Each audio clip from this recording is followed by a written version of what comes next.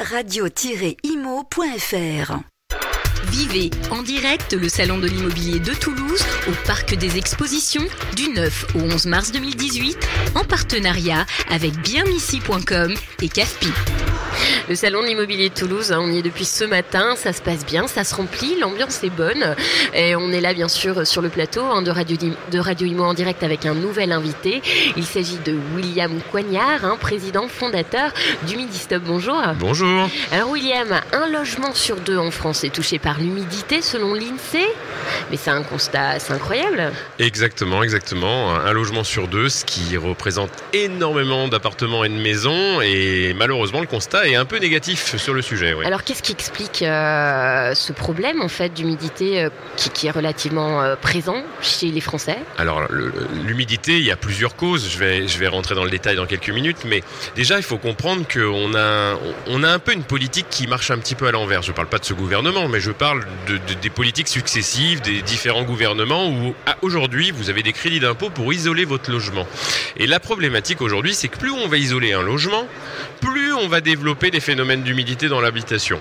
Donc on a un vrai problème et aujourd'hui l'humidité ça a un coût exactement de 14 milliards aujourd'hui au niveau France, en France, 14 milliards sur les maladies respiratoires, 84 milliards sur l'Europe. Donc aujourd'hui c'est un problème qu'il faut prendre sérieusement et il faut absolument traiter l'humidité dans son logement. Et alors est-ce qu'aujourd'hui il est traité à la racine, c'est-à-dire repenser un petit peu ces formes de, vous voyez, pour l'humidité, pour se parer de ça, pour parer les logements? Non, la problématique aujourd'hui, c'est qu'il y a un vrai manque de formation. C'est-à-dire qu'il y a beaucoup d'entrepreneurs, il y a beaucoup d'artisans, il y a beaucoup de gens de l'immobilier, il y a beaucoup de gens, mais il y a un manque de connaissances sur ce sujet. Et c'est ça la problématique. Donc déjà, on a un manque de formation. Donc déjà, il faut informer le public qu'il y a des soucis d'humidité. Alors en général, ils le savent chez eux, mais comment on peut les traiter avec des gens sérieux?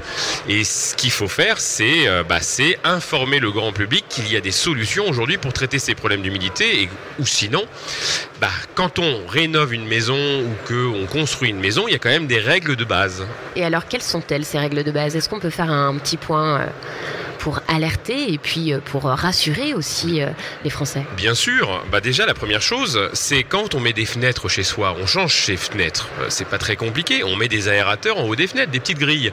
Ça devrait être obligatoire. Il faut savoir qu'un logement sur deux, et facilement, voire un peu plus, quand vous changez vos fenêtres, la personne, l'artisan ou l'indépendant ou même le constructeur, ils mettent pas d'aérateur. C'est quand même un peu illogique. Les fenêtres en PVC. Les fenêtres en PVC, alu, bois, etc.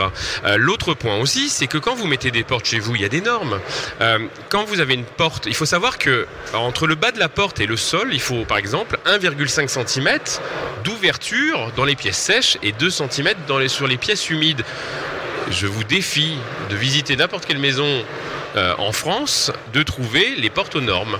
Donc c'est très compliqué. Donc il y a vraiment un manque d'information qui fait que derrière, on pratique pas les bonnes choses et on se retrouve avec ce genre de problématique qui pourrait être, on pourrait avoir moins de logements humides déjà en respectant un minimum ces règles.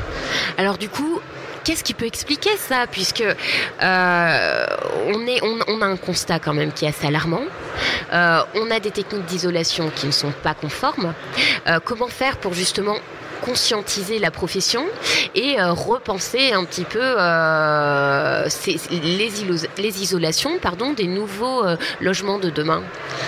Déjà, avant de commencer à créer des cocottes minutes ou des bâtiments trop hermétiques, déjà, il faut déjà tout comprendre. Isoler, c'est une bonne idée pour que ça consomme moins en termes de chauffage. Mais il faut savoir que si vous vous retrouvez avec de l'humidité, c'est-à-dire, alors je vais parler un peu plus technique, de l'humidité dans l'air, un taux d'hygrométrie supérieur à 55%. Il faut savoir que la norme, dans une maison normale, c'est entre 45 et 55%. Si vous dépassez ces taux, la problématique, c'est que vous avez d'humidité dans l'air. Donc, le problème, c'est que qui dit humidité dans l'air dit problème, on peut avoir des problèmes soi-même.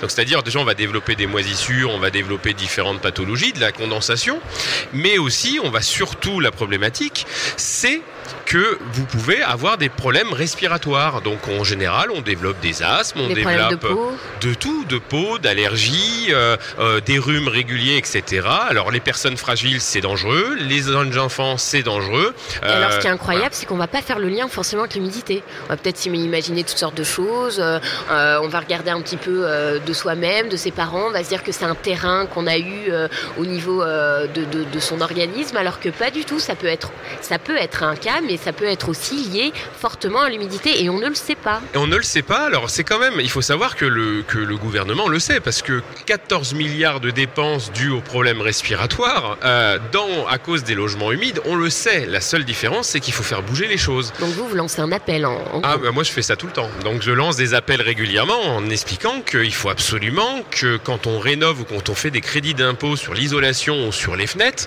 il est évident qu'il faut ventiler. C'est pas normal de créer des cocottes minutes. Et après c'est pareil, il y a des règles de vie. Un appartement, je vais vous donner un exemple. On a une maison, vous êtes 2 habitants dedans. Chaque personne dégage 10 litres d'eau par jour en humidité, en évaporation. Mais si vous vous retrouvez dans la même maison à 6, ça n'a pas les mêmes incidences. Tout à fait. Donc automatiquement, il y a des personnes qui n'ont jamais eu d'humidité dans le logement, qui louent leur logement et d'un coup on se retrouve avec de l'humidité parce qu'on a un autre rythme de vie. Quelqu'un qui reste à la maison toute la journée, c'est pas la même chose que quand il part le matin et il revient le soir. Après, il y a différentes causes de l'humidité au niveau des logements. Là on parle de l'isolation, etc. Mais il y a 4 grandes familles. Donc 4 grandes familles, c'est-à-dire que la première, c'est les problèmes de condensation. Donc condensation, moisissure, odeur, etc. etc. Donc ça touche énormément de logements et surtout dans des périodes automnales ou hivernales. Parce que l'été, vous ouvrez les fenêtres, donc automatiquement, il y a plus de... moins. Exactement.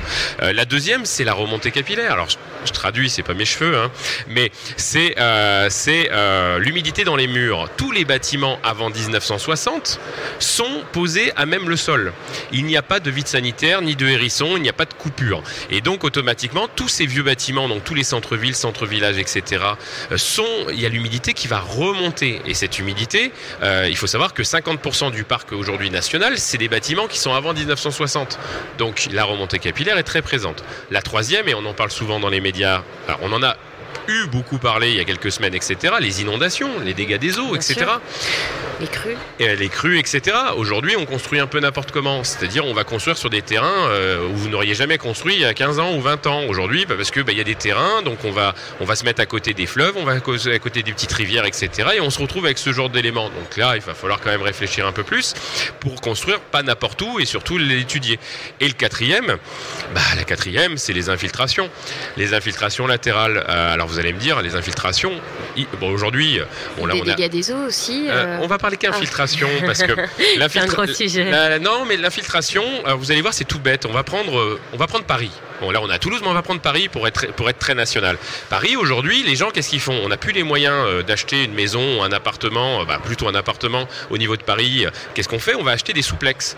Et comme on achète des souplex, le problème, c'est qu'on a la terre tout autour. Oui. Et ce qui se passe souvent, c'est qu'on a des infiltrations qui arrivent, donc des contre-poussées d'eau et qui humidifient les ambiances, et plus les murs. Et là, ça se traite différemment aussi. Eh bien écoutez, j'ai envie de dire merci pour toutes ces informations sur l'humidité. Je le rappelle, un logement sur 2 en France est touché par l'humidité selon l'INSEE. Donc voilà, vous avez lancé cet appel. Je rappelle notre invité du jour, Monsieur William Coignard. Vous êtes président et fondateur d'Humidistop. Merci pour cette intervention. Et puis moi, je vous dis bien sûr de rester avec nous puisqu'on a encore tout un après-midi à vous présenter de nouveaux invités en direct du Salon de l'Immobilier de Toulouse. Radio-imo.fr. Vivez en direct le Salon de l'Immobilier de Toulouse au Parc des Expositions du 9 au 11 mars 2018 en partenariat avec bienici.com et CAFPI.